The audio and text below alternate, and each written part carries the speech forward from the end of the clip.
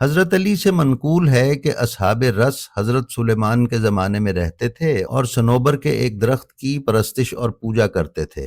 کہا جاتا ہے کہ اس درخت کو یافس بن نوح نے روشاب نامی ایک دریا کے کنارے لگایا تھا، اور کسی کو اس دریا سے پانی پینے کی اجازت نہیں تھی۔ ہر سال عید کے دنوں وہ قوم اس درخت کے گرد جمع ہوتی تھی اور اس کی شاخوں سے مختلف کپڑے باندھتی تھی، پھر دعا، تضرع و زاری اور قربانی کرتی تھی۔ اس کے بعد شیطان آ کر اس درخت کی شاخوں کو ہلاتا تھا اور ان کے کاموں سے اپنی خوشنودی کا اظہار کرتا تھا۔ ناظرین، اب چلتے ہیں ہم اصحاب رس پر معلوم شدہ متن کی طرف۔